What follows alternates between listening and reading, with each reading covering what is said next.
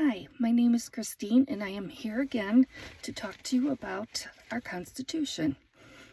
I think that everybody should celebrate the 250th anniversary of the United States of America because I believe that the Constitution is a really great document and that not enough people really think about it and know it well enough. So I'm trying to break all of this down in a way that is easy for anybody to understand. So yesterday I started with Article 1, and it's a long section, and I'm not sure I did a really good job of trying to explain some of the things clearly, and so I'm going to go over the part about the House of Representatives and give you hopefully a little more clarity. So the House of Representatives is part of our three-prong, it's part of Congress. Congress is in two parts, the House of Representatives and the Senate. The Senate, everybody gets 2 senators, every state, no matter how big or small they are. And that was supposed to make things kind of even, but the founders wanted to try and figure out a way to make sure that every person, the people were represented too, not just the states by themselves. And so they decided that the House of Representatives was going to be done by population of each state. So if you have a large state like California, like I said yesterday, which has 52 representatives, it's a large population, more representatives, whereas North Dakota and Wyoming only have 1. But what I didn't explain, and I want you to understand clearly, is that not only does California get 52 representatives, but they're not just willy-nilly everywhere. When the census is done, they spread out those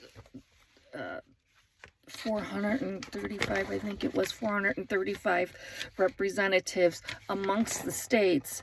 But then on top of that, within the state, remember I said something about in 1910 it was 1 in 210 people.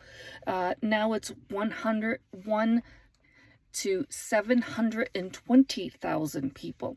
So it's nearly 4 times as many people living in the United States as did 100 years or so ago. So when they do the states, inside each state, a representative represents approximately 760,000 people. So you have 1 representative to each of those people. So even though North Dakota and Wyoming are sparsely populated, they have the 1 representative, and that person, their job is to go around the entire state and make sure that everybody in the entire state is represented. Whereas, like, Chicago has 3 million people, and the area around Chicago is another 3 million. So there's approximately 6 million people in and around the city of Chicago, the Chicagoland area. And they would have, so if you do that's almost eight representatives right there, just for the city. But think about how you could draw the maps. And this is a thing that's been in the news about these maps, these congressional maps. Every 10 years we have a census on the 0. So it was 2020 was the last census, 2030 will be the next census. It's very rare for but for the states to say, we want to change our map in the middle of the census, because they're controversial to begin with. Illinois is a Democratic state mostly. There's more Democrats than Republicans, and so if the Democrats are dominating the legislature, they choose how to draw the map. If you're in a state like Florida that's more Republican, then they get to draw the map. You know, they choose how to draw the map. They get more votes on how that is done. And so the Democrats and the Republicans are always complaining, well, you know, you're drawing your map for your people, you know, it should be more for our people. And they figure out what that is because when you go to vote, you say, oh, I'm a Democrat or I'm a Republican when you go to the primary, and then they use the voting rolls to figure out who votes which way, and then they have a map of where all the Republicans and the Democrats are in a state. And yes, there are people who vote Green Party and Libertarian, and there might be a few others out there with, you know, a few people, but their numbers are very low. And then they redistribute these maps according to getting who they want in their area that includes 760,000 people. Right now, some people are also saying that they're not being represented enough because it might be a minority, like a black population, or other minorities, Indian, Native American populations, and they want the maps drawn in a way so that they get representation. They have a section where they're the majority in that area so that they have a chance to talk with their vote for their representative, who they want to represent them in the House of Representatives. And I guess it depends upon how you personally define we the people and what you think would be the best way to draw these maps to make them more equitable. There are a couple of states who have gone out and had what they were called unbiased people come in to draw the map. They're neither Republican nor Democratic. They tried to draw it so that it would be fair.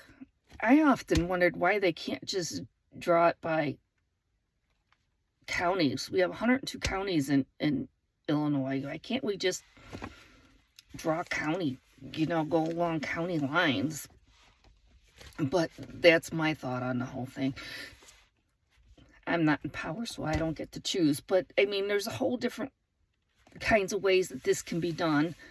And when you are hearing about what's going on right now, where people redrawing maps and everything, now you kind of understand what's going on, because now's not the time that we redraw the maps, and whoever's in power in the state is the one that usually gets the power to redraw the maps.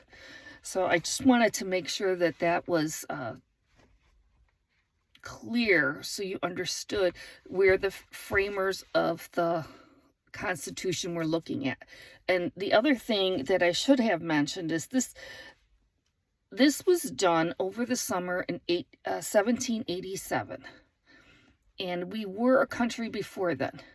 And if you know who Johnny Harris is, he's on YouTube and other channels, and he has a really great little video that he just did recently about what happened between when the United States began being the United States and when this Continental Congress was held in 1787.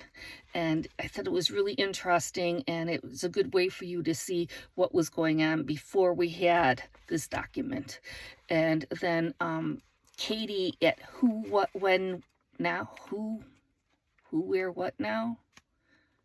Oh, I can't remember the name of her channel, but she's also been doing some really great things, and you can find her and see some of that. And I'm going to let this go for now, and then I'm going to come back in a minute and do another video, and this one will be the continuation of Article 1, and we're in Section 8 now. So there's 10 sections. We're almost done with Article 1, and it is one of the longest section of the Constitution. And thank you for your support.